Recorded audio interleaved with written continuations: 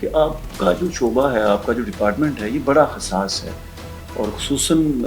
کیونکہ فوڈ کا معاملہ ہے، خوراک کا معاملہ ہے، کھانے پینے کا معاملہ ہے، تو ایک ایسے وقت میں جب بہت ساری چیزیں کھانے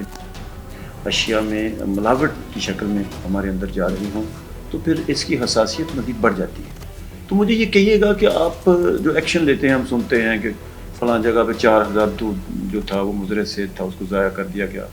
فلاں ہوٹل کو سیل کر دیا گیا، فلاں بیکری جو ہے اس کو اتنا جرمانہ کیا گیا۔ تو یہ کیسے آپ کلیکٹ کرتے ہیں انفارمیشن؟ یہ ساری سوشل میڈیا سے اٹھاتے ہیں یا آپ کا کوئی ہیلپ لائن نمبر ہے یا براہ راست لوگوں سے آپ انفارمیشن لیتے ہیں؟ اس کا طریقہ کار ہمارے اگر ٹی وی دیکھنے والوں کو بتائیں تو۔ دیکھیں، جیسے ہم نے پہلے تذکرہ کیا کہ خوراک ہر کسی کی ضرورت ہے، اور اس کے ساتھ پنجاب اتھارٹی پورے پنجاب میں 170 ٹیم ہے۔ اب 3 طرح کی انفارمیشن ہوتی ہے۔ ایک تو یہ ہے کہ ہمیں کچھ سورسز ہیں وہ بھی انفارمیشن پرووائڈ کر رہے ہوتے ہیں، پبلک سیکٹر سے، پرائیویٹلی پبلک سورسز سیکٹر، ہوتے ہیں، ٹھیک ٹھیک، اور اس کے علاوہ جو ہے ہمیں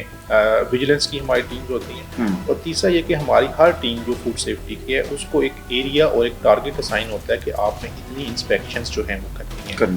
اور اس کے ساتھ ساتھ ہماری جو ہے وہ ایک کیمپینز چلتی ہیں۔ فار ایگزامپل کہ ابھی سردیاں آنے والی ہیں تو مچھلی کی فرائنگ کا کام وہ شروع ہو جاتا ہے، ٹھیک، تو فش فرائنگ یونٹس کے حوالے سے اس پہ خصوصی مانیٹرنگ اس کی ہوگی، اس نگرانی کے حوالے سے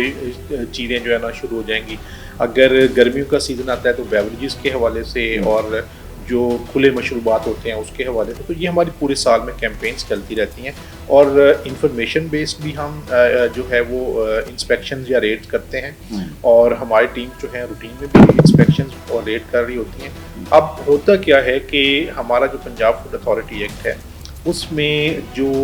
پینل کلازز ہیں وہ مینلی 4 ہیں۔